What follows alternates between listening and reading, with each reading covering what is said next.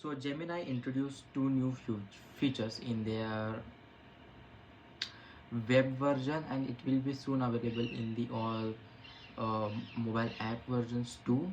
So basically they have introduced canvas, and the second is audio overviews. So basically if you are much into using not extensively, but I will say definitely say at least if you are using it in terms of depth wise, in terms of brainstorming ideas, you know, for multiple stuff, then you would know canvas. It is a feature that is already available in ChatGPT. It is also available in, I think, in Perplexity too, but I haven't used Perplexity that much as ChatGPT, OpenAI. But what canvas is basically, it is a editorial ground for you, you can say. So basically for creating stuff like, let's say you want to have your week being scheduled according to this events, and let's say you want to organize it, how to save your time, how you can organize it well. If you type that prompt in that, it will open an editorial like canvas kind of stuff. It is named in canvas. So OpenAI's ChatGPT is it, I don't think they have openly. So it has specific canvas option there to click, and you will go into canvas mode. Basically what they have is, if you ask much in detail in terms of in terms of back and forth brainstorming, it will automatically open it. But here in Google Gemini, there is a button in the, whenever you type a when you type a prompt, there will be a button there. It will call as canvas. When you click it, then you can much more often, it will, like, whenever you click it and write a prompt, it will display in a pop-up window like in a canvas. I will show you a picture here for a good basic example. But Canva is kind of an editorial ground. So basically whatever you edit, whatever text in terms of highlight, whatever text brainstorming ideas you can do in there, edit stuff, kind of an bold, the multiple text formats are there in that, multiple stuff.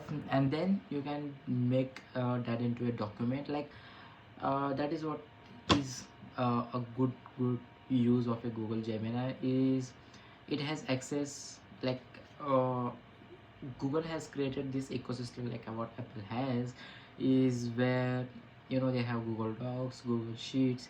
You can just like make a document of it. Like if the text is ready in that canvas, you can just click make a document, and it will make a document in Google Docs for you, which is just awesome. Is because the reason why it is just that good is because Google's multiple ecosystem apps where it is connected with your account. So basically if you do something and want to get into it documented in terms of docs, you can just get it by one click, and it will make you doc in the Google Docs, I think. Yeah, in Google Docs. That's just a great thing to have, because OpenAI doesn't have that, ChatGPT doesn't have that kind of stuff, but Google has a lot of stuff. They are just using it, I think. They are just like saving it for the right time, right amount. Like if they can push everything at one time, like they announce how everything, like this was announced like last year in Google I/O, but it is getting slowly integrated in Google Gemini. I think they are also working on it, what they are going to like launch, what they are going to save it for later future. But Google Canvas is optional. It's a good option. You can definitely try it on. It's a good feature to have. The second feature is audio overviews. So basically audio overviews is uh,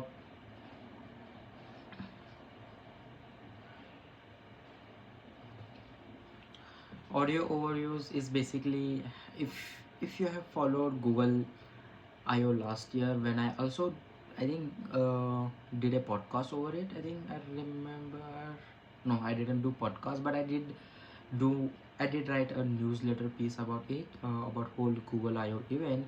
So basically Google last year launched in Google Notebook LM launch an audio version of a, let's say, of a document. So basically, whenever you upload a document on Google's Gemini, it will turn that document into audio style format. So basically, whenever you ask stuff about, let's say, you you have, first of all, you have a book in a PDF form, you just upload that whole PDF to that. Let's say it's about Python coding, it's like about languages, computer languages, or even computer on the basics. You can just upload that PDF and ask one-to-one interactive questions. So basically, it's like an teacher in front of you. So whenever you ask questions, it will give, it's like give and take feedback audio style format, which is really impressive if you have seen the demos last year. And then it was not launched for quite a long time, because I don't know, I was also following Google Notebook LM, which is actually good. That feature was totally blew my mind when I first of all saw it. And then it never came into Gemini when the Gemini was announced, and it was kind of an forgetting for a lot of people, even me. Is like, when there is so much delay in some kind of stuff, we just forget it. And like not, I actually don't get forget, because I remember I have covered it. But people generally, if they are amazed by those kind of stuff and they didn't get it, they kind of get forget about those kind of stuff. So that is a good stuff. It's like an audio style interaction with the AI, which is quite good. It is still coming to everyone. It is still, I haven't still used it. It will be available in, it is will be available both on the web version and also on the mobile version, which is good.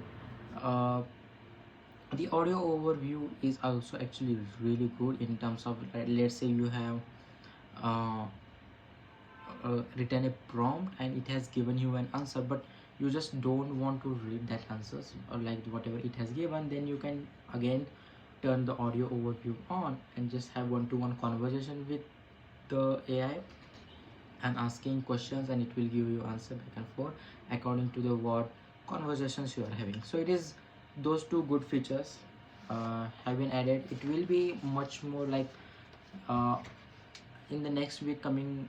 I think all iOS, Android devices, it will be available on mobile apps, and even web version if you are using web version of Gemini app. So let's talk about